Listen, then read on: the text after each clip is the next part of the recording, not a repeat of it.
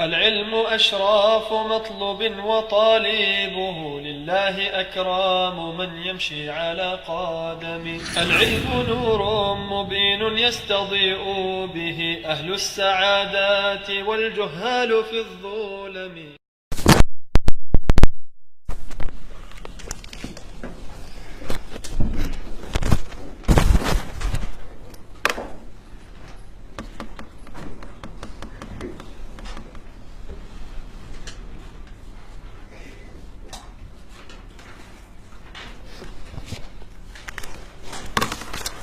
بسم الله الرحمن الرحيم. الحمد لله رب العالمين، والصلاة والسلام على أشرف الأنبياء والمرسلين نبينا محمد صلى الله عليه وعلى آله وصحبه ومن تمسك بسنته إلى يوم الدين. أما بعد. From last lesson, the Shaykh rahmatullahi alayhi said, we went into Bab Sujood al-Sahwi, and the Shaykh rahmatullahi alayhi mentioned that there were certain reasons for performing sujood al-sahwi. From them,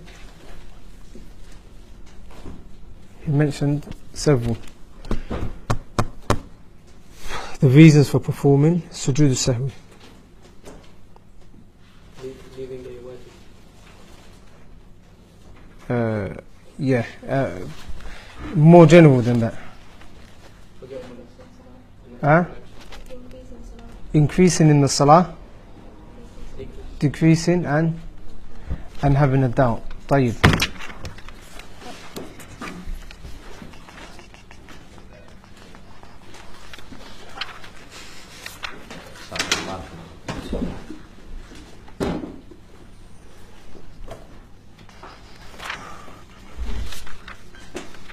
The Shaykh mentions that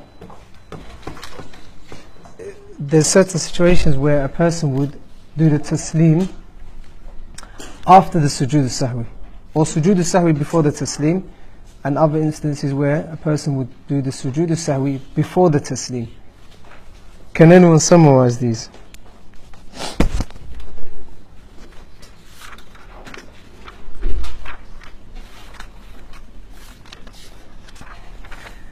طيب.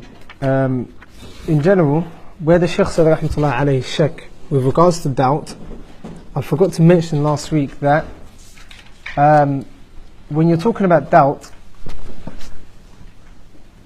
there's three types of doubt within the salah or within the ibadah that are not to be looked at, that the musalli shouldn't give any attention to. The first type is after the ibadah. Three types of doubts or shak that the musalli should not give any attention to.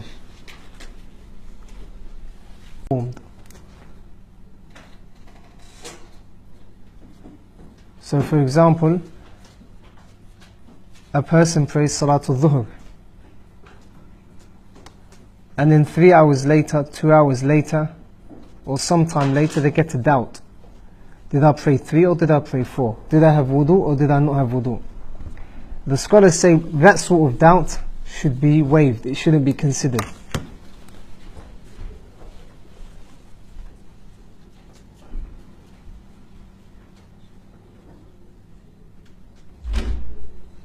The second type of doubt that the musalli should not give any doubt to or consideration to is if the person constantly has doubt within their salah. They constantly have shak.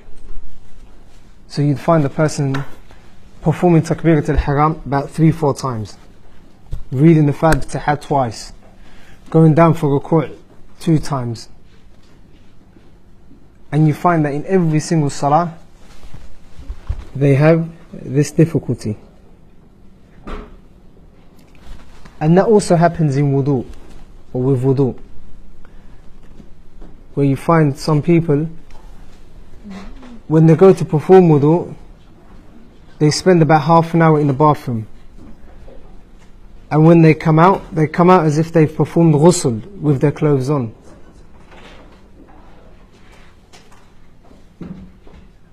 So the second type of shak or doubt that a person should not consider with regards to the ibadah is if it becomes plentiful, if it becomes too much. So if a person has a lot of doubt in their salah or in their ibadah in general, in their wudu, they should carry on with their salah or carry on with their wudu and throw the shak and the doubt away. If the person does so, then inshallah they'll be cured from such waswas. The third type of shak that has no weight with the musalli is the doubt that comes all of a sudden. And for a split second or for about 5-6 seconds, there's a doubt: am I on my second rak'ah or first rak'ah, or did I read the Fatiha or not? So they have a very quick doubt. Like in it automatically, within a second or so, they remember that they are in the wherever it is, if it's the second rak'ah, the first rak'ah, wherever it may be. So these are the three types of doubts that a person should not give consideration to with regards to their ibadah. طيب. We're going on to a new chapter inshallah, which is connected to the last chapter of Sujood al-Sahwi. And this chapter talks about things that nullify a person's salah. طبعا we talked about wudu in Kitab al-Tahara, and then we talked about nawaqid al-wudu, things that nullify one's wudu. Likewise in Kitab al-Salah we discussed As-Salah, Shurut al-Salah, Arkan al-Salah, Wajibat al-Salah. And then we moved on to Sujood al-Sahwi. Now we are moving on to those things that nullify the Salah, that declare it to be nullified, null and void. باب مفسدات الصلاة ومكروهاتها. The chapter of the things that nullify one's salah and the things that are makruh within the salah. We see from the title that there are two things that the Shaykh shall talk about. Things which nullify the salah, that completely deem it to be null and void, meaning the person has to pray again, and things that make the salah makruh. And when they make the salah makruh, it means that the reward is less than expected. Now these things that will be mentioned in this chapter, or the things that we shall mention today, you cannot perform sujood as-sahwi for. The musalli cannot perform sujood as-sahwi. That's why when we were on sujood as-sahwi last week, we talked about actions. And actions we divided into two. Actions that are from the salah in general, and actions that are not from the salah. So the actions that were from the salah, we mentioned they were what? Such as the actions that are from the core part of the salah. Ruku', sujood, standing. These acts are from the salah. They're actions, like they are from the salah. The actions that we shall see are actions that a person may increase within the salah, but at the same time they're not part of the salah, nor is there sujood as-sahwi.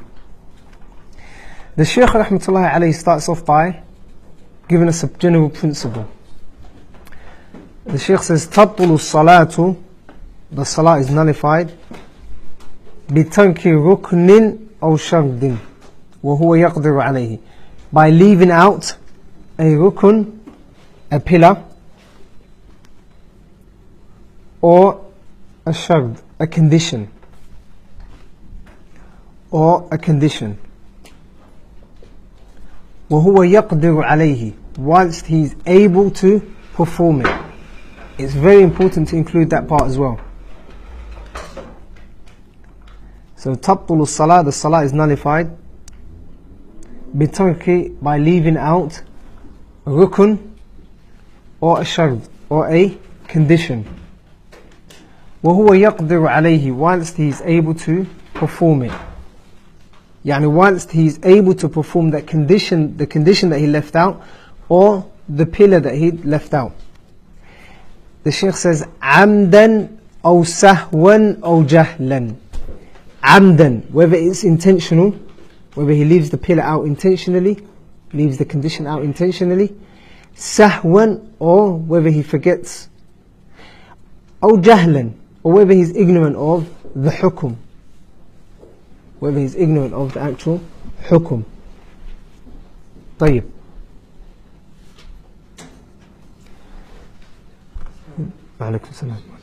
There's three things that we need to take into consideration. إذا لم يأتي به, as long as he does not come with it, or the completion for that.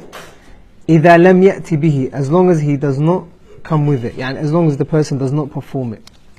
So if a person leaves out a pillar or condition, then their salah is invalid. As for the condition, their salah doesn't even start aslan. If a person leaves out a condition intentionally, their salah hasn't started anyway, it hasn't commenced. So to say that it is nullified, the Shaykh just mentioned it because he mentioned, or he's also mentioned the pillar. Whereas in reality, the salah, if a person leaves out a pillar, then the salah is invalid because the pillars are inside the ibadah, the pillars are inside the salah. Like in the conditions are what? Inside or outside, before or after? The conditions are before. So for example, if a person doesn't have wudu and they pray, can we say their salah is nullified? La, because their salah hasn't started.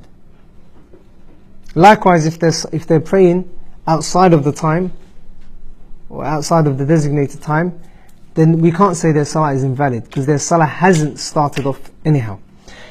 Ala kullin, so if a person leaves out a pillar or a condition intentionally, whilst the person is able to perform them. So the reason why he says وَهُوَ يَقْدِرُ عَلَيْهِ, whilst he is able to perform it, is because a person may not be able to perform a certain wajib. For example, wudu. A person might not be able to perform wudu. So what do? Tayammum. They may not be able to perform tayammum. They may be locked up, tied up. So they will just pray. But that's because they are not able to perform the specific condition that they're leaving out. Likewise, a rukun in the salah. For example, qiyam, standing up. If a person is not able to stand up, then we can't say their salah is invalid because they are not able to perform, they don't have the qudrah to stand. Allah subhanahu wa ta'ala says, فَاتَّقُوا اللَّهَ مَا اسْتَطَعْتُمْ. Fear Allah subhanahu wa ta'ala to the best of your ability. And that is a principle that you can take around with you everywhere in fiqh. And there's a qa'idah we mentioned some time ago, لا واجبة مع العجز. There is no wajib with ajz, when there's lack of ability to perform that wajib. Now the Shaykh is about to say the difference, or is about to mention the difference between the pillars and the wajibat. So he says amdan aw sahwan aw jahlan. So if a person leaves out a condition or a pillar intentionally, or by way of forgetting, or by way of being ignorant of the ruling, in all three instances their salah is what? Invalid. Their salah is invalid. So with regards to the pillars, whether you leave it out intentionally or not, or whether you're ignorant of the ruling, then your salah is invalid. The evidence for this is the hadith Musi' Salah, the man that came into the masjid of the Messenger sallallahu alaihi wasallam and performed salah in front of the Messenger sallallahu alaihi wasallam. And he asked the Messenger, and the Messenger, well, he came to the Messenger sallallahu alaihi wasallam, he gave him salam, and the Messenger sallallahu alaihi wasallam said, "Irji' fasalli fa innaka lam tusalli." Go and return and pray, for verily you have not prayed. The man did so on 3 occasions, and then he said to him, "Verily ya Rasulullah, I don't know any salah except the one you've seen me pray." And then the Messenger sallallahu alaihi wasallam started to teach him. So the Messenger sallallahu alaihi wasallam did not say, "Tayyib, because you was ignorant of the ruling, or because you did not do it intentionally, then carry on with the salah that you're praying, like next time pray properly. Secondly, that is only relating to, or that only relates to the salah that is at that particular moment. So if a person prays in front of you and they leave out a pillar, for example the Fatiha, they don't know that it's wajib, they leave the Fatiha out, and you see them leaving the Fatiha out, you would tell them to repeat the salah that is present at that particular time. So for example, if they do it at the time of dhuhr, you would tell them to perform salatul dhuhr again. As for the previous salahs, the prayers, then you wouldn't tell them to repeat the salah. Why? Because the Messenger ﷺ did not tell this companion, Khalid al-Murafa', to repeat the prayers that he performed beforehand. طيب. We mentioned when we were on Bab al-Najasat that, or Khalid, we start again. The conditions of the salah are how many? 9, صح? طيب. There's a condition in these 9 that if a person leaves out unintentionally, that their salah is valid. Can anyone remember? Anyone that can remember, put your hand up. Go on, from the sisters.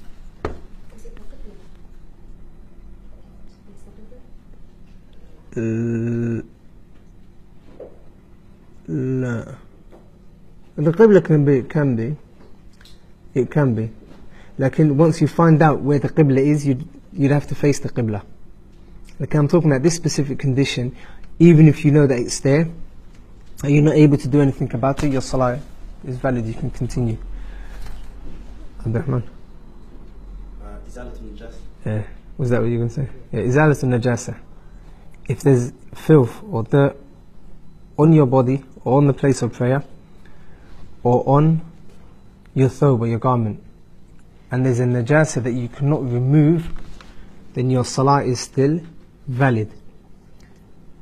The evidence for that is the hadith of the Messenger sallallahu alaihi wasallam. Or what is the evidence for that? When the Messenger sallallahu alaihi wasallam was praying, and Salah. informed him they were praying with shoes on. So Jibreel alayhi salam informed him he had some impurity in his shoes.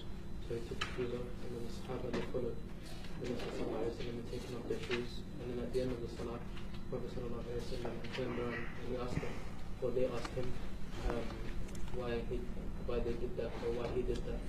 And he informed them that Jibreel alayhi salam told him Sah. he had an impurity. Where's the mahal shahid? The fact that he had the impurity on his prayer, on his shoes, he took them off and he didn't repeat the salah. No, he didn't repeat the part of the salah that he prayed whilst having the dirt on his sandals. Salawatullahi wa salamuhu alayhi. Naam. So that's the only condition that a person can pray with whilst knowing it's on them, and their salah will be valid. Like that's providing they can't or they cannot remove the najasa. So if it's on their qudra, for example, or on their hat, they can easily remove it. Or on the niqab, they can easily remove it. Like if it's on your t-shirt and you don't have any other clothing underneath the t-shirt, then you cannot, or on the trousers, and you can't remove it obviously without showing your awrah, then your salah is valid. Now, and also we mentioned back then that there's a difference between leaving out a wajib and performing something which is prohibited. There's a difference between performing something which is, or leaving out something which is wajib. For example, this companion that came to the Messenger ﷺ after praying incorrectly, he left out something which was wajib. So the Messenger ﷺ told him to go back and perform the wajib. Why? Because he's able to make it up. Yes, he did not pray correctly, like at this particular moment he's able to make that wajib up. Like with regards to a person doing something which the person has been prohibited from, then you can't really bring that prohibition back, or the action that you've done, you cannot undo it. The action that you've done, you cannot undo it. For example, praying with something with najasa. After praying the salah, you realize there's urine on your hijab or on your thobe. You can't go back to the salah and rectify it, can you? No, you can't, it's done. So that's the difference between performing something which is wajib, or leaving out something which is wajib, and performing something which is prohibited. طيب. The Shaykh says, إذا لم يأتي به, if he doesn't come with it, meaning if he doesn't perform the pillar whilst being able to perform the pillar. This is as long as there isn't a long gap in between. So for example, if a person leaves out, like the Messenger sallallahu alaihi wasallam, he left out, for example, in one of the hadith that we studied last week, hadith al-Yadayn, he left out 2 rak'at at the end of the salah. So he only prayed 2 rak'at, even though he was praying zuhr or asr, one of the two. So the Messenger sallallahu alaihi wasallam prayed 2, and then he performed the taslim. Now the companions of Ridwanullahi ta'ala alayhim, they told him that the Messenger sallallahu alaihi wasallam left out 2 rak'at. Then the Messenger sallallahu alaihi wasallam performed those 2 rak'at, he made them up, and then performed sujood al-sahwi. The reason the Messenger sallallahu alaihi wasallam done that, even though he'd left out what? How many pillars? 2 pillars, 2 rak'at he's left out. Like, the reason why the Messenger sallallahu alaihi wasallam built upon the 2 that he'd prayed, and he only made up the 2 that he'd missed, is because there was a close gap, or the gap that from leaving the salah to the time that the companions told him that he'd forgotten was a short period of time. So if a person leaves out a pillar in the salah, or forgets to perform a pillar, then they can make up that pillar as long as it's within close time, within a close period of time to the time that he prayed. So if you pray, for example, 2 rak'at, and you're praying Salatul Isha, and you're still in the masjid, maybe even where you're sitting, or in the masjid, and even if you talk, even if someone told you prayed 3 rak'at, then you'd only need to go back and pray how many rak'at? 1. Based on the hadith that the Messenger sallallahu alaihi wasallam did exactly the same. However, if there's a long gap, for example, now a person realizes for dhuhr he only prayed 3 rak'at. Almost 3 hours later, 2.5 hours later, someone tells him you only prayed 2 rak'at, or he remembers that he only prayed 2 rak'at, he should repeat the whole salah again. طيب. That's with regards to leaving out a condition or a pillar. The Shaykh says, وَبِتَرْكِ وَاجِبٍ عَمْدًا. Now this is the difference between this is the difference between the wajib and the pillar. The Shaykh says the salah is also nullified if a person leaves out a wajib intentionally. Would you understand from that? Mafhum al-kalam. Would you understand from it? If a person leaves out a wajib intentionally, their salah is invalid. Now, if they leave out the salah, if they leave out a wajib within the salah unintentionally, then their salah is valid. Lakin they need to what? They need to perform sujood al-sahwi. Obviously, if they are able to perform the wajib that they've missed out, they should do so. Lakin if they are not able to perform it, then they should perform sujood al-sahwi at the end of the salah. طيب. That's with regards to conditions, pillars and wajibat, and the connection they have with sujood al-sahwi. طيب. Let me ask you, when is it wajib to perform sujood al-sahwi?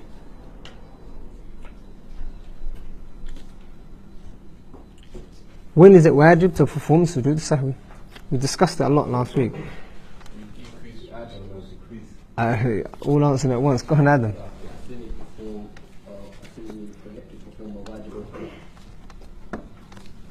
If you accidentally forget to perform a wajib or pillar. Okay. If you accidentally forget to perform a wajib or a pillar. Sahih. If you accidentally forget to perform a wajib or a pillar. Why? We discussed why last week. Why would it be wajib in that circumstance that you mentioned? It would be wajib because Because if leaving off intentionally makes the salah batil, then Hassan.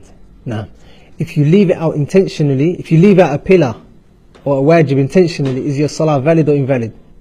Invalid. Therefore, if you leave it out by accident, your salah is what? Valid, but with sujood al-sahwi. The Shaykh is now going into what nullifies the salah.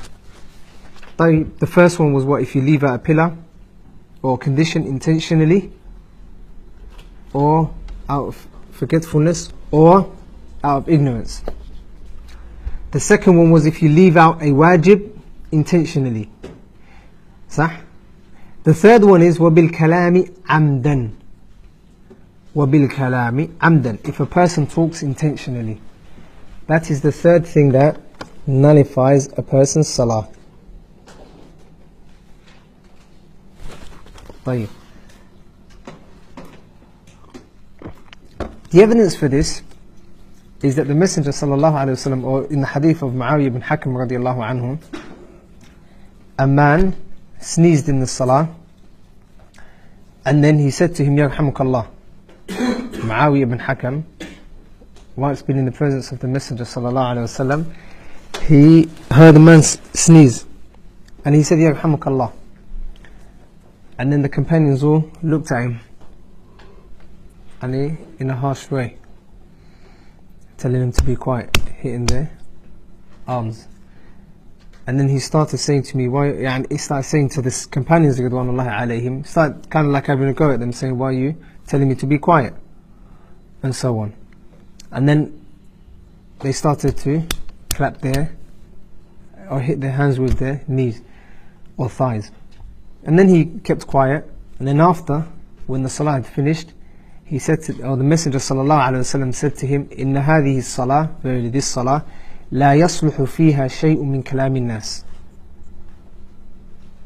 Verily, nothing of the kalam of the nas, the speech of the people, is to be said within this salah, or is befitting for this salah.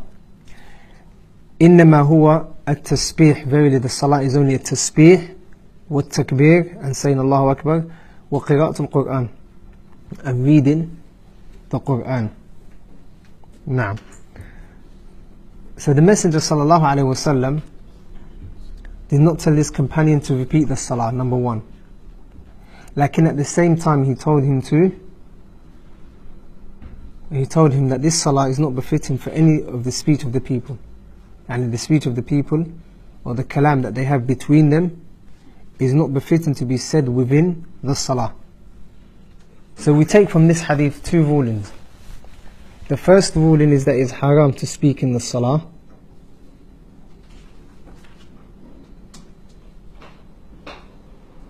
So it's haram for a person to speak in the salah intentionally. The second ruling is that if a person speaks accidentally in the salah, or whilst being ignorant of its ruling, then their salah is valid. And the evidence for that, or the evidence for both of these 2 points, is within the hadith. The first one is that the Messenger sallallahu alaihi wasallam said to him that this salah is only for tasbih and takbir, and it's not befitting for the speech of the people.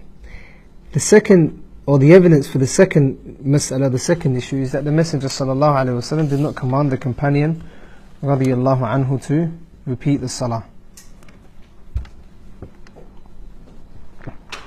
So that's the third thing that nullifies the salah. The Shaykh says, وَبِالْقَهْقَهَةِ. Qahqaha means if a person laughs out loud. It is not befitting and not permissible for a person to laugh out loud in the salah. And that takes the same ruling as speech. That takes the same ruling as speech and kalam. طيب. From that we understand that if a person smiles, then their salah isn't invalid. if a person remembers something and they smile, then their salah isn't invalid. طيب. Then the Shaykh says, for fifthly, is it fifth? 2, 3, 4. نعم, the fifth one, وبالحركة الكثيرة عرفا المتوالية لغير ضرورة. Unnecessary successive movements that are done without a need. So if a person is in Salah and they're moving consecutively, within a matter of like 5 seconds they make about 6 movements, the scholars say there's ijma' that his Salah or their Salah is invalid. Lakin there's a way of kind of understanding it a bit more in depth and a bit clearer, which is that the movement that nullifies a person's Salah is the movement that when you look at the person praying, you won't think he's praying. When you look at this person that's praying, the musalli, because of his excessive movement, you won't think he's in Salah. And that happens sometimes when you see people even performing their sunnahs in the masjid, in the back or wherever, or even in the haram, when they're praying, when you look at them, you don't think they're praying. The only time you realize they're praying is when they put their hand up. So for example, they're looking up, and they're sometimes maybe performing tashahhud, like they're looking up, playing with the qutga, playing with the shimar, playing with their thobe, maybe even got their phone in the hand. So when you look at them, you don't think they're praying. Like all of a sudden, when you try walking past, they stop you. So for that sort of person, who when you look at, you won't think he's praying, for that sort of person, then his salah is invalid. Then his salah is invalid. Because the salah, a person is meant to have طمأنينة in the salah. A person is meant to have طمأنينة in salah. طيب. With regards to movements within the salah, the scholars, they divide it to be 2 types, or 5 types. They give it the 5 ahkam al-khamsa. What are the ahkam al-khamsa? Anyone that knows the ahkam al-khamsa, put their hand up.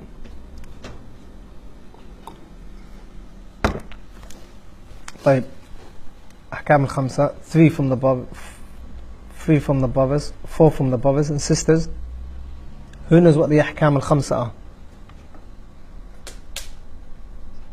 The ahkam al-khamsa was the very first thing we studied in the muqaddim of the introduction of the book. And every one of you know it. Like maybe you don't know the name ahkam al-khamsa. Wajib, muharram, makruh, mustahab, and mubah. These are the ahkam al-khamsa. Or in other words, al-ahkam al-taklifiyya. The ahkam of the taklif. So the movements that are done in the salah, the scholars divide it to be these 5 as well. From them, al-haraka al-wajibah. The haraka, the movement which is wajib in the salah. There's a time where it might be wajib for you to move during the salah. Such as the qibla. Someone tells you where the qibla is.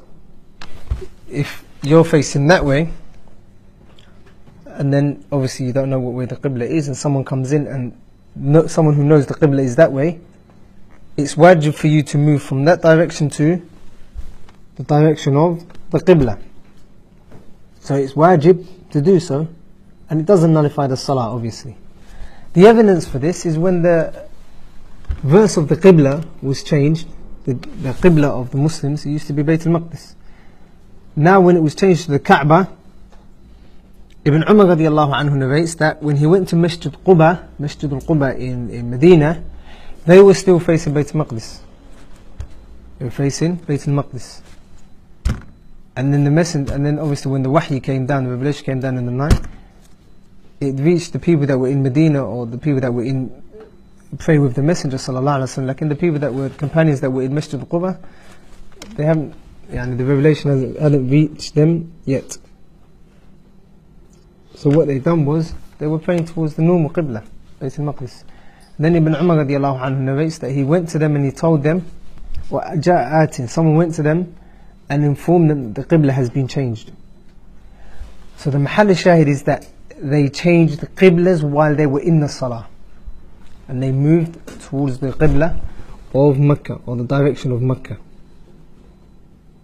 So that movement was wajib, because it was for the rectification of the Salah. Likewise, if a person has got najasa on him,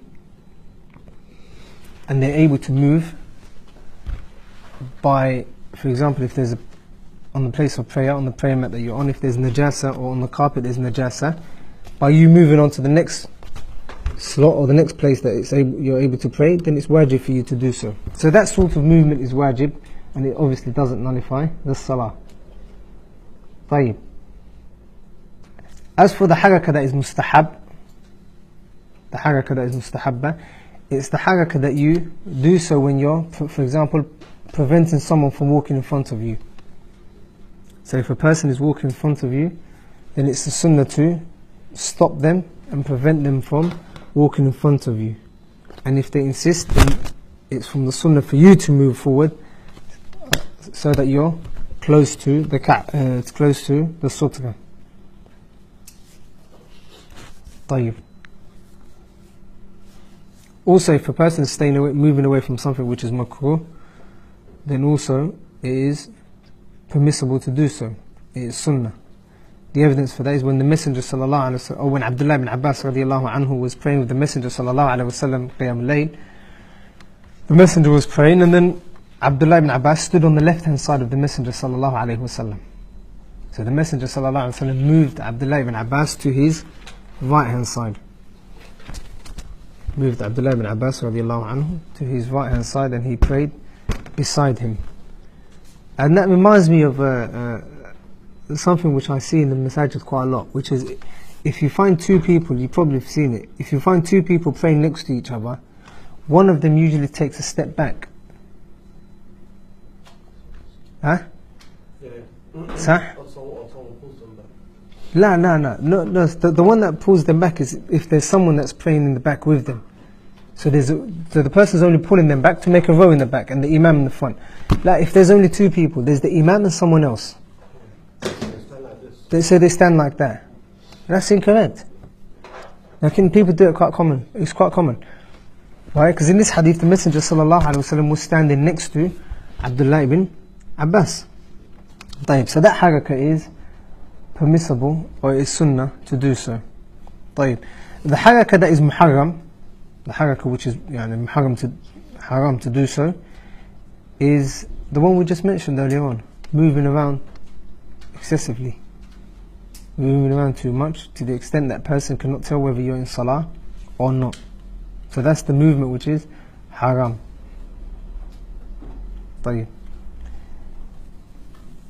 Al-haraka al-makruha, as for when it becomes makruh, is if a person moves around without a need to do so.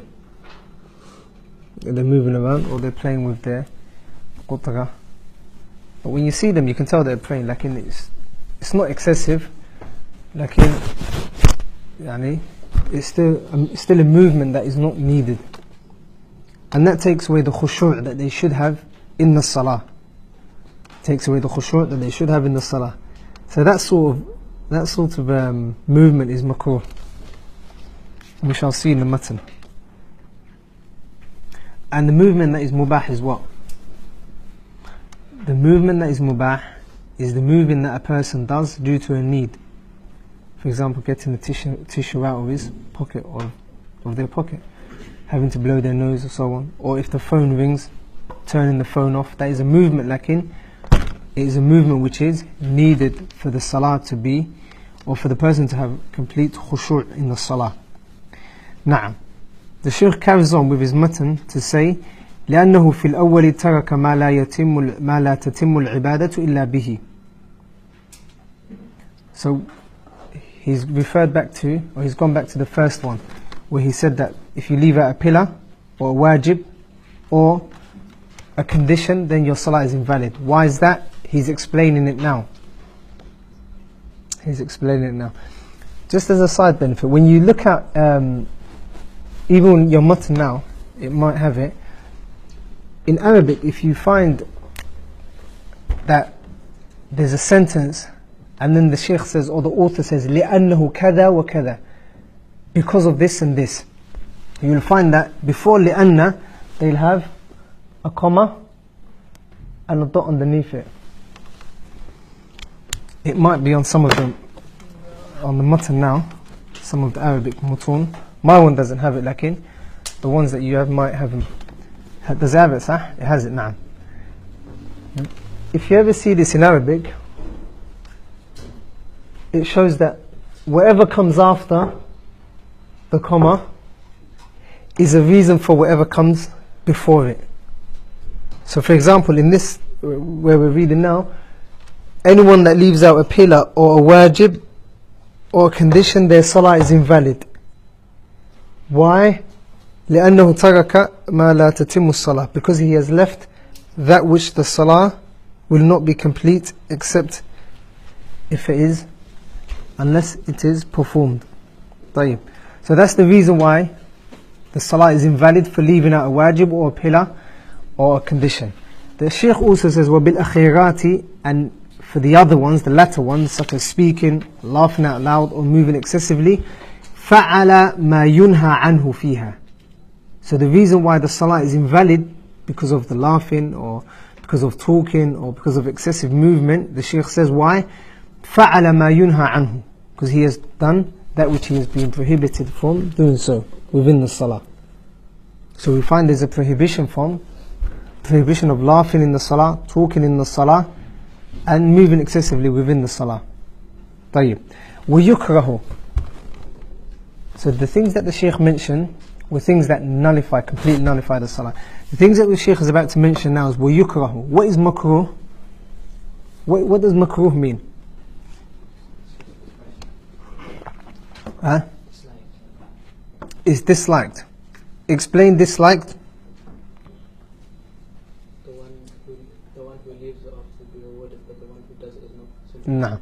Makruh is an action which, or a type of speech where if a person performs it or a first person does it, then they're not blameworthy, they're not sinning. Lakin if they leave it out for the sake of Allah subhanahu wa ta'ala, then they are rewarded. Such as standing up, drinking standing up, drinking water or tea standing up. It is makruh. So if a person does so, then they're not sinning. Lakin if a person sits down intentionally for the sake of Allah subhanahu wa ta'ala to avoid the makruh, then they shall be rewarded. So the things that the Shaykh is about to mention now are things that are makruh to do within the salah. So we understand two things from this word. That firstly, it is disliked in the salah, lakin at the same time it doesn't nullify the salah. وَيُكْرَهُ الْإِلْتِفَاتُ فِي الصَّلَاةِ. The Shaykh says, it is makruh to move around in the salah. Moving around in the salah. طيب, this moving around is not excessive. Like moving around in the salah is makruh. Why? Because it takes away the khushu' that a person has. Also, the Messenger sallallahu alaihi wasallam was asked about iltifat and moving around and looking, turning around. And the Messenger sallallahu alaihi wasallam said, هو اختلاس يختلسه الشيطان من صلاة العبد.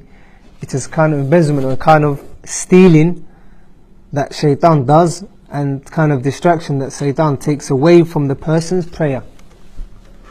So the movement that is makruh is the movement that is done whereby a person is still in the salah, you can tell they're in the salah, like they're moving around, not excessively, like they're moving around without a need to do so.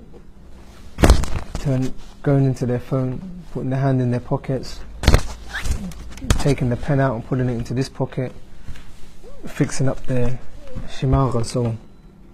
That is not needed, therefore it is makruh. Like if a person completely moves away from the direction of the qibla, then their salah is invalid. So if a person completely moves away from the direction of the Qibla whilst his chest is facing a direction other than the Qibla, the Salah is invalid. That comes under excessive movement. So when you look at that person, if he looks away from the Qibla, when you look at him, will you think he's praying? La. So because of that, their Salah is invalid. طيب. The Shaykh also said, وَيُكْرَهُ الْعَبَث, and also fidgeting. That is also prohibited within the Salah. Fidgeting is also prohibited in the Salah. Like if your phone rings whilst you're in Salah, it's not makruh to turn it off. A lot of people don't turn it off, and that causes more distraction. And what makes it worse, if they've got a music type of music as a ringtone, it makes it worse. Disturbs the musallin even more. So if a person's phone does go off, then they can easily turn it off, and it's not makruh to do so. طيب. وَوَضْعُ الْيَدِ عَلَى الْخَاصِرَةِ. The next action, which is makruh, is to place your hands on your waist in the Salah. To place your hands on your waist in the Salah is makruh. Abu Hurairah radiallahu anhu narrates that the Messenger sallallahu alayhi wasallam said, نهى النبي صلى الله عليه وسلم, the Messenger sallallahu alayhi wasallam prohibited أن يصلي الرجل, that the man prays مختصرا, whilst his hand is on his shoulder, his hands on his waist. So the Messenger sallallahu alayhi wasallam said, or Abu Hurairah radiallahu anhu said that نهى النبي صلى الله عليه وسلم, the Messenger prohibited that the man, نهى رجل أن يصلي الرجل مختصرا, he prohibited the man from putting his hands on his waist. Does that hukum, that ruling, does it contain, or is it related to the women as well? Bear in mind, he said نهى النبي صلى الله عليه وسلم أن يصلي الرجل. Abu Hurairah only mentioned a man. It includes women. Why is that? The man's, the Sahabi said الرجل. No. So this sort of hadith is general to the men and to the women. So the fact that a man has been mentioned, they say لا مفهوم له. لا مفهوم له.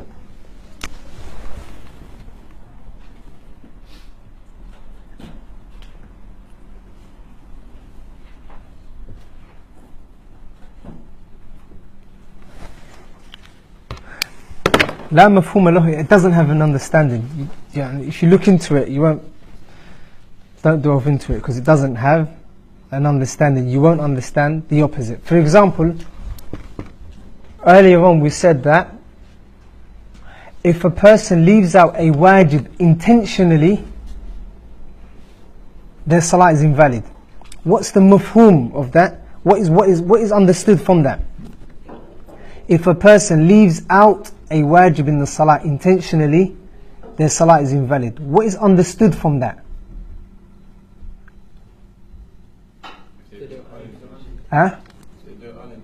If they do it unintentionally, their salah is invalid. So what you've done is you've understood the opposite to what is mentioning, or what I've just mentioned.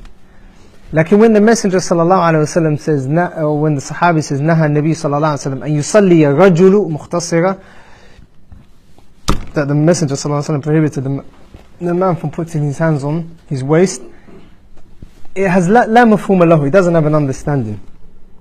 So it includes the women and the men. I believe there's another hadith that shall, it will come now.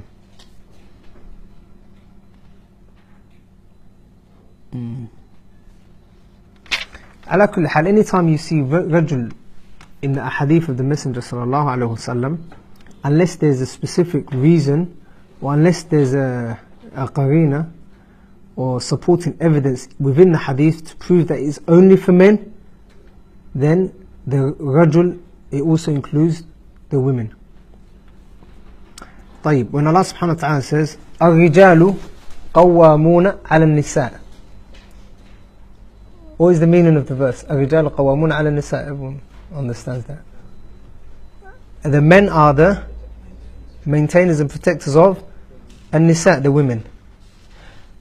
So can we say in this verse, La mafhuma laha, it doesn't have an understanding. So Ar-Rijalu, it means the men and the women. Why not?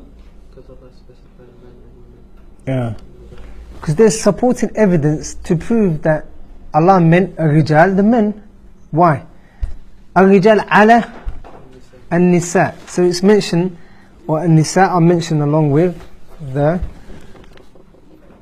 men. طيب.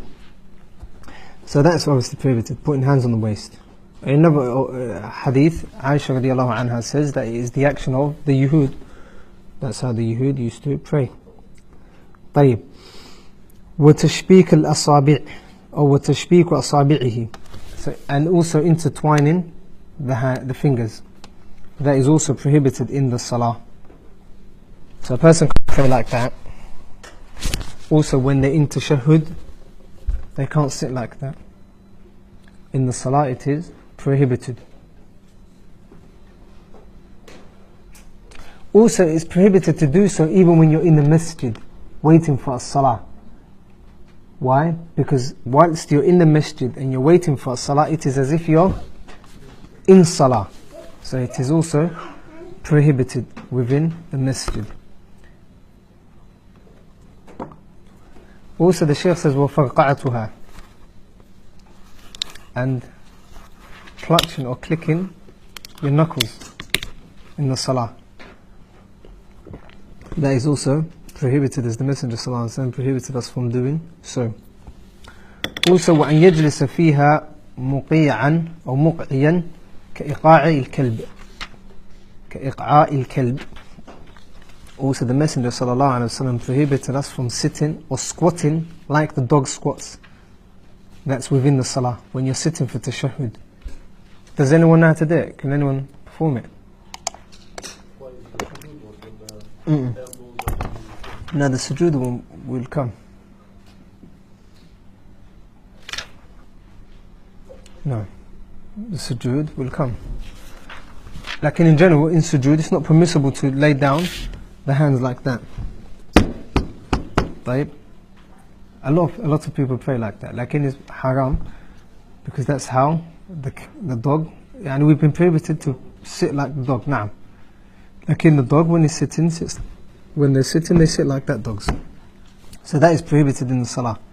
Like in this squatting is when you sit on your buttocks and your feet are out.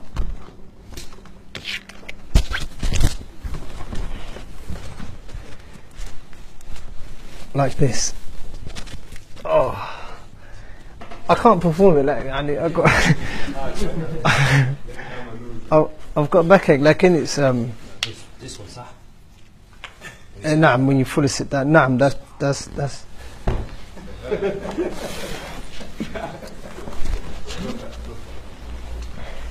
It's harder to perform as you get. نعم.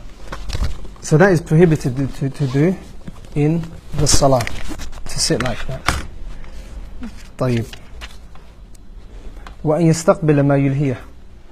And also, the next thing that is prohibited in the Salah is if a person faces, or for a person to face something which distracts him, draws his attention away from the Salah.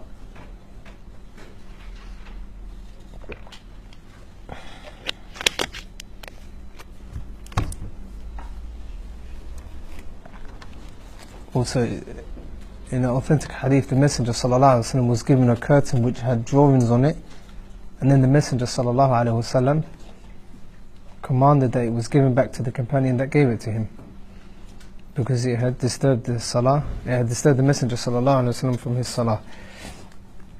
And that goes for anything that disturbs the Salah. نعم.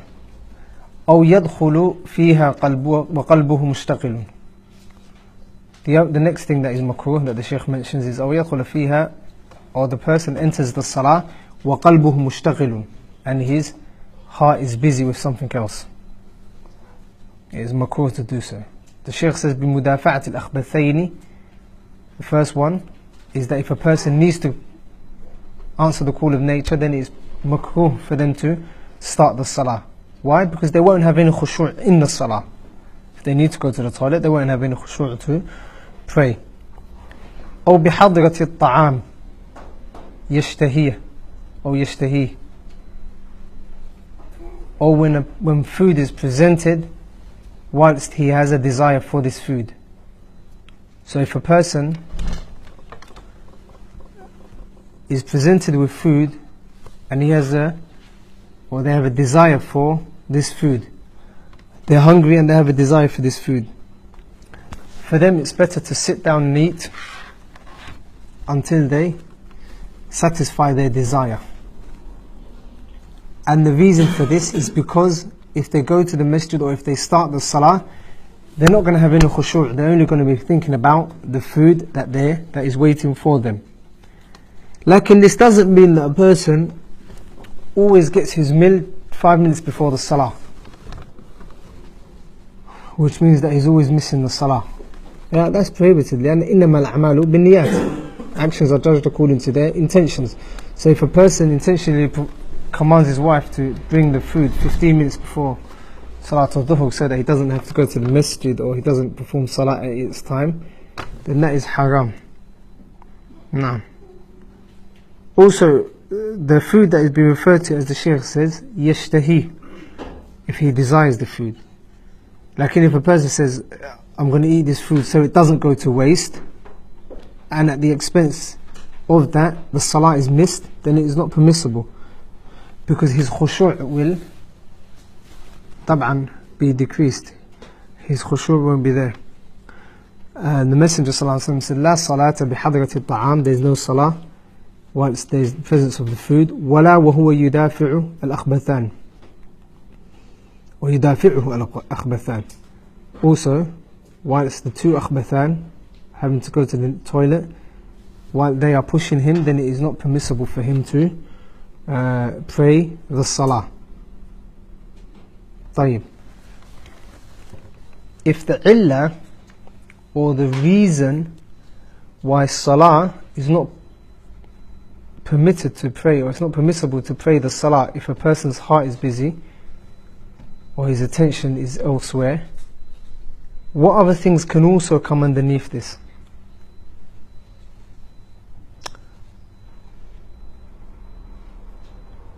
The illah is general.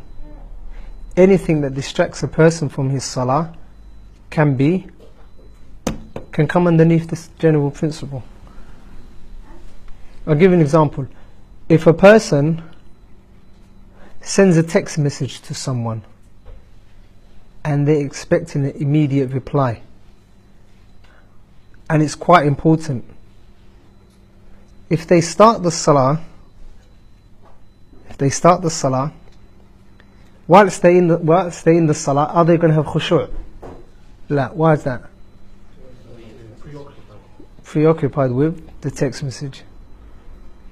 And anytime they hear sound, they might even look over to their phone. So it's better to even not send a text message before you're going into salah, or not expect a call, ask someone to call you back after the salah, or look at the message and then pray the salah. What else can come under it? Come under this? Since the illah, or the reason why this is not permitted, is because the person's attention is not in the salah, therefore nullifying any khushu'. What else?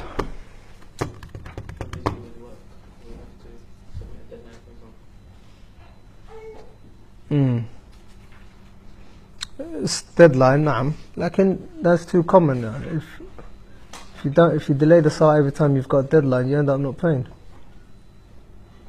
But yeah, if you've got a deadline and you need to meet it by, like if dhuhr is from 1 to 3, and you need to meet this deadline by 1:30, then you can meet the deadline and then pray after you send off the email or whatever it is that you're sending off, because you're going to be busy.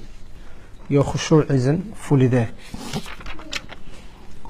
طيب. The last thing that the Shaykh mentions, rahmatullah alayhi, rahmatullah wasi'ah, is وَنَهَى النَّبِيُّ صلى الله عليه وسلم, and the Messenger صلى الله عليه وسلم prohibited أن يفترس, or أن يفترش, that the man rests, أن يفترش الرجل, that the man rests, ذراعيه, his two forearms, في السجود, in the sujood. طيب. The evidence for that is the hadith in which the Messenger ﷺ said, straighten up for sujood, in sujood, and do not rest your hands, let none of you rest his hands in bisad al-kalb, how the dog rests his hands. So that is a clear prohibition from the Messenger ﷺ to pray with your hands, with your forearms on the floor. And if you do see anyone doing so in the masjid, then tell them gently. Tell them gently, and inshallah they'll take your advice on board. Like, do not think they're not going to take my advice anyway, so why am I going to waste my time? If someone what goes down knees first, there's a khilaf in that. It's not haram. It's not haram. You'll find that a lot of people go down with their knees first, but that's based on a famous khilaf in fiqh. So when you see someone going down with their knees, you can't tell them your salah is invalid, nor can you tell them their salah is makruh, because they're an opinion that is from the opinions of the scholars and the madhahib. The hadith mentioned resting the forms and sujood. The hadith prohibits, does not make it haram rather than makruh. Sahih, it does. Lakin the salah, it's a prohibition, but not every prohibition is haram. Not every prohibition in the salah is haram. For example, la salata bi hadrat al-ta'am. The Messenger prohibited us from praying whilst food is presented to us. There is a prohibition, but we can't say because there's a prohibition then your salah is invalid if you pray. So should a person do so, should a person pray whilst food has been presented, then we can't say your salah is invalid, even though there's a prohibition. Likewise, if a person needs to go to the toilet, however because they're too lazy to perform wudu, they just carry on with their salah, we can't say their salah is invalid, even though there's a clear prohibition. Just as a side point, a side benefit, with the asl, al-asl fi nahi al-fasad, or al-tahrim. The asl, you find that in the Quran or in the Sunnah, if you find do not do so, the origin is that it is haram to do so, and that ibadah is nullified. That's the origin. Like due to other reasons or other supporting evidences, it can move that wajib, that tahrim, down to makruh. I'll give you an example.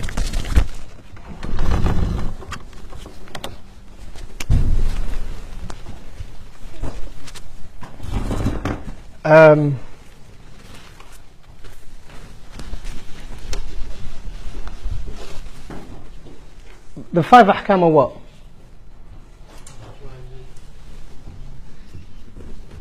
Wajib, and the opposite to that is haram. Haram.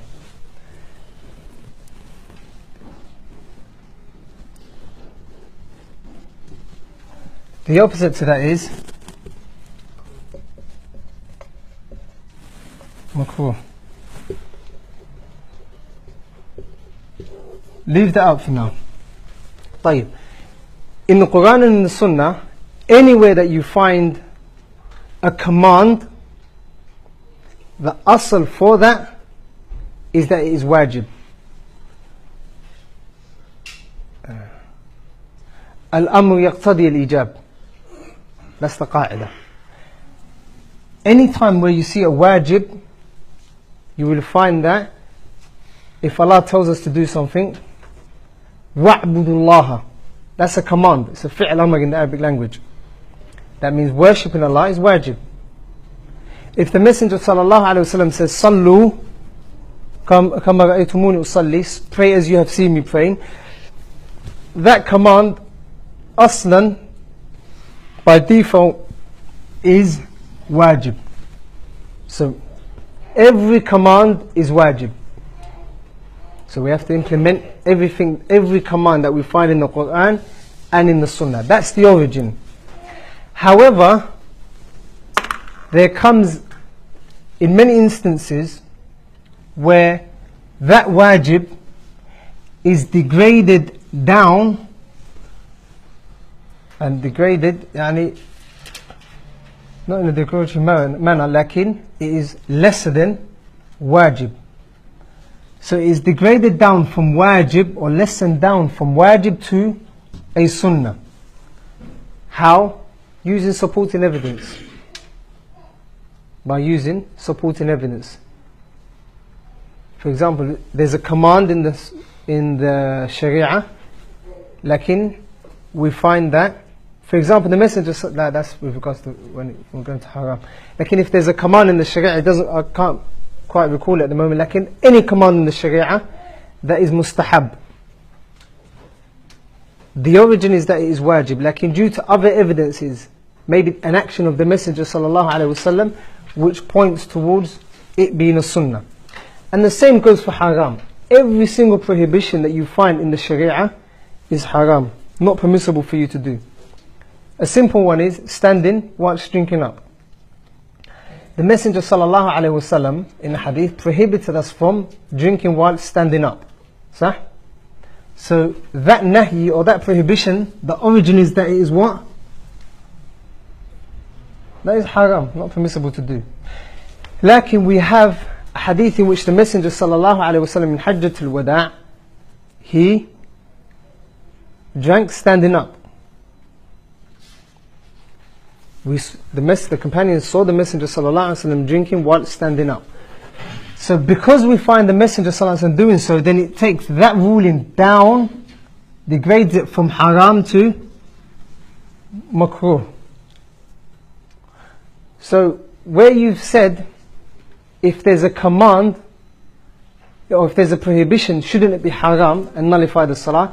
Logically speaking, na'am, you're right. Like due to there being other evidences, that haram can be degraded to a makruh. That's why these two are opposites. And this is a lesser degree than the wajib.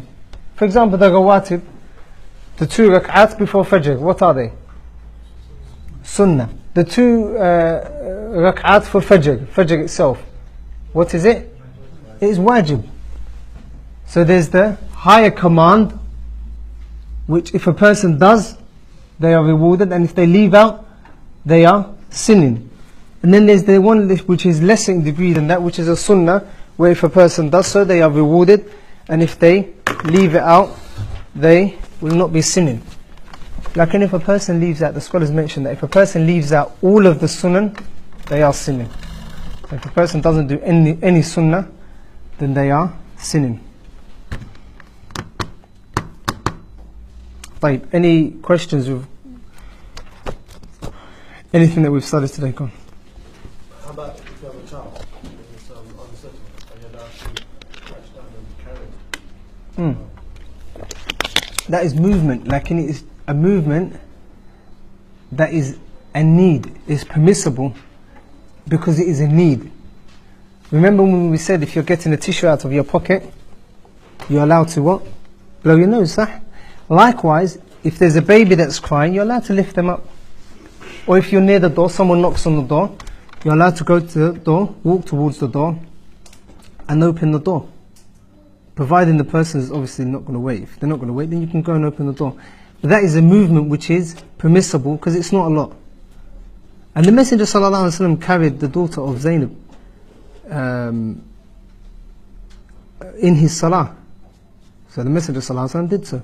Also the Messenger sallallahu alaihi wasallam, he prayed on the minbar to show the other companions how to pray. When he was showing them how they should pray. So he was praying on his he prayed on the minbar. So not every movement is impermissible. So that movement comes under the qism which is mubah. Remember we said that these movements, there are 5 types. With moving to get a sutra, for example, No, mubah. لا sunnah. Moving towards a sutra. Like, and that's obviously if your sutra is nearby. For example, like this table, for example, and I'm moving forward to get it. Like, if you're in the back of East London Masjid and then you're going to the front, you're going to be, or even in the haram, you're going to be walking ages. So it's better not to do so. In regards to art, bowing, like Sitting, squatting like a kelb. is the prohibition on putting the arm, the whole of the arm, or can it be part of the arm? For some people, they don't exactly put the whole arm down onto the ground. So they got a bit out, they got their elbows up, because I know there's other hadith that mentions the elbows up in the Bukhari. But there's one that says don't lay your arms down. Yeah, So this, is yeah. prohibition on the whole arm, including the elbow? First, إيقاع الكلب. Some people they do it like this, so they صح. they That's wrong. their arm. That's wrong. إيقاع الكلب is the squatting. It's not to do with the one you just, the one that, yeah, that one is إيقاع الكلب.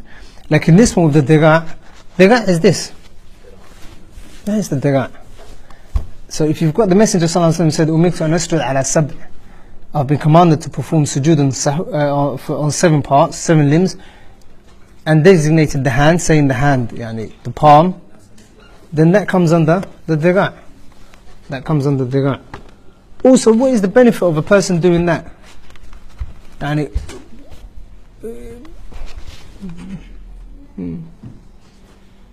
some people are just argumentative.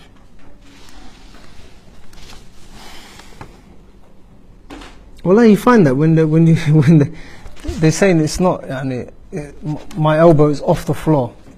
If the Messenger sallallahu alaihi wasallam said the dira', then the whole hand. Ustad, when the Shaykh was talking, Sisters can write their questions down, or they can ask as well. when the Shaykh was talking about leaving a shaf in the Salah, for the condition it has to be consistent for the Salah as well as That's one of the differences between a pillar and a condition. So, a condition, it stays with you from the beginning of the salah to the end of the salah.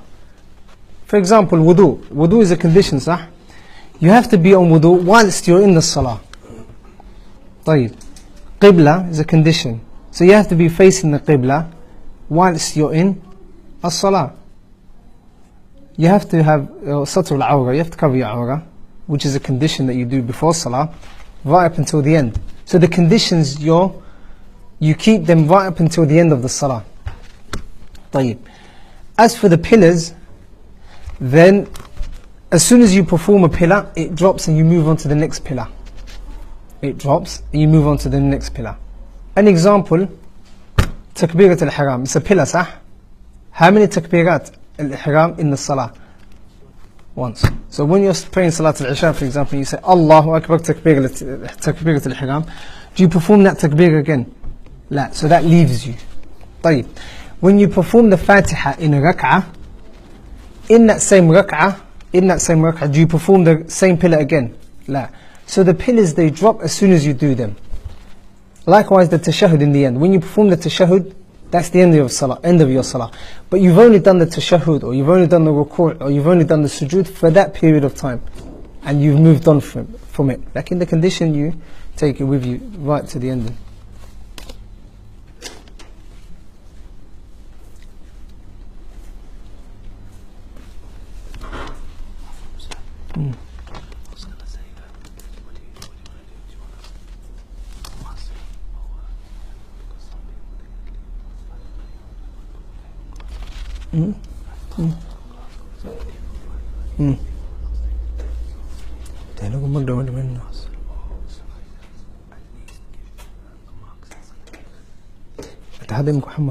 What's left is just, I'm going to answer this question and another question from the floor, then the short nasiha, then we'll give out the stuff. What do you think?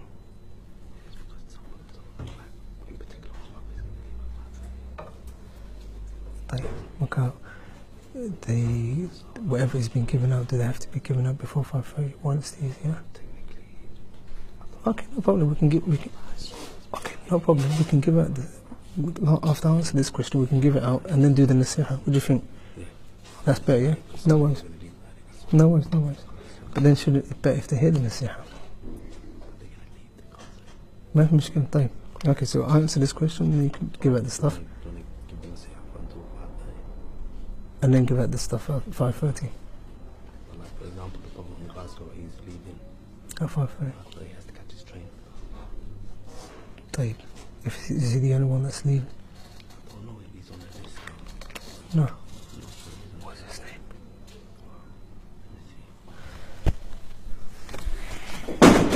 The question is, do you have to repeat the salah if you forget to put a sutra? La, you don't have to repeat the salah. If you forget to put a sutra, your salah is valid. And the sutra, there's a difference of opinion whether it's wajib or whether it is a sunnah. So because there's that difference of opinion, then your salah is valid even if you pray without a sutra. But obviously you should do so because it is extremely recommended to do so. Second question, how should sisters correct the imam if he makes a mistake? Like that. That's how sisters correct the imam. They don't say subhanallah. Like for example, if they're praying in East London Masjid and then the imam, they can hear it on the microphone that he's made a mistake. There's no point in them going like that all day. There's no point because the imam won't hear it. The imam won't hear it. It's up to the brothers that are praying behind the imam to correct him. There was a time where the imam was in Taraweeh. It was in Ramadan. And he was reading Surah An-Nisa. So it was like the 5th night of Ramadan. So he was reading somewhere in Surah An-Nisa. And then the imam made a mistake somewhere in Surah An-Nisa. And then no one could correct him. But Qadarullah, I don't know what he was doing, that there's a drunk person in the back, in the 4th or the 3rd row. A drunk person. And he corrected the imam. Ya Wallah. Everyone, people didn't know what to say. They couldn't correct the imam. No one had the mushaf on them. Like in the drunk person, he corrected the imam.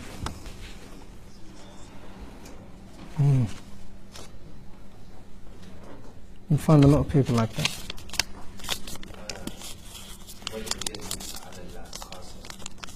Waste. We learned that even when you're in the masjid, you're not in Salah. As you said, the masjid, the person who enters the masjid is in Salah until he leaves. Is that the only prohibition that in Salah is prohibited? You mentioned the out Salah, even though you're in the masjid. So that only one. If it is, as Aisha radiallahu anha says, it's the action of the Jews. So since it's the action of the Jews, it will always be prohibited. Khaliful Yahuda wa Nasara. There's a lot of actions that we do to I think that's a bad to say that those things that are prohibited in Salah, even though you're in the masjid, still prohibited because based on the hadith that was presented. Allahu A'lam, it can be too general. Because in Salah, talking is prohibited, sah? You can't say talking is prohibited in the masjid. Barakallahu feek. Any other questions now? طيب.